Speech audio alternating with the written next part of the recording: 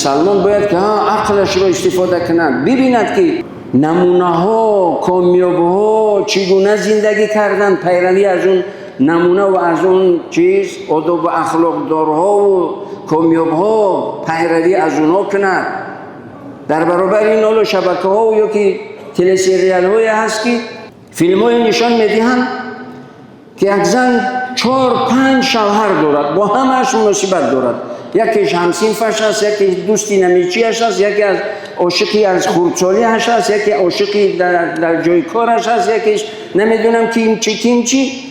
بعد اون با قهرمان این کینو است، با موزیکه ها و با چیز نشان میدهد که همه زن حسرت و آرزوی اون رو میکند، میگیرد خانه اش رو حرام میکند. این خانه و زندگی فیلم کینو نیست. برای همین نباید که مسلمان با اندیشه باشد، با خرد، با عقل زندگی کند تا اینکه در زندگی ناکام نشود. برادران اهل اسلام، جوانان رو خصوصا، چرا ما این جوانان تاکید میکنیم؟ بخاطر اینکه تجربه ندارن، حیات رو کینو فکر میکنن، زندگی رو فکر کینو میکنن، فکر خیال، یعنی خام خیالی ها دارن، حالا پیشپا نخوردن در زندگی. وقتی که ناکام میشون و بعد دیگر حالا دیر میشون، تمام. برای همین واجب دینی پدر و مادر، چه پسر چه دختر، دویم نصیحت، بچه هم این تلسیری شبکه ها اینا همه ها اینه که به هم جنسگرایی و به فسق و فجور و زنا و حرام و حرج اینا دعوت میکنن. اینا شیطانن در شکل انسان، میخوان بدبختت کنن، ناکامی دنیا و آخرتت کنن. برای همین جوانان رو نصیحت کنیم.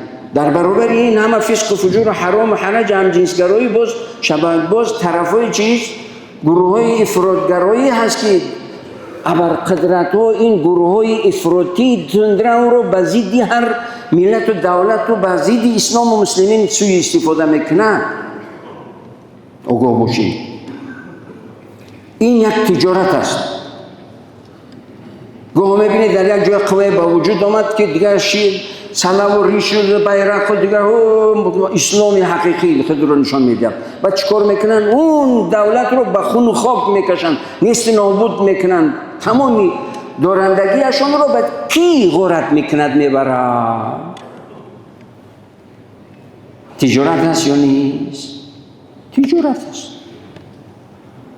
تجارت با جان عزیزی جوانان مسلمانی کمسوادی به فرهنگ، جوانان خصوصا اونایی که در مهاجرت میانتی هستن، فرزنده و برادرها، دویم در تماس باشید، نصیحت کنید، نروند و گروه های افراطی نروند، جان عزیز خود را قربانی منفعت اون گروه های بدخواه نکنند که حیات دنیا و آخرت خود را میسوزند.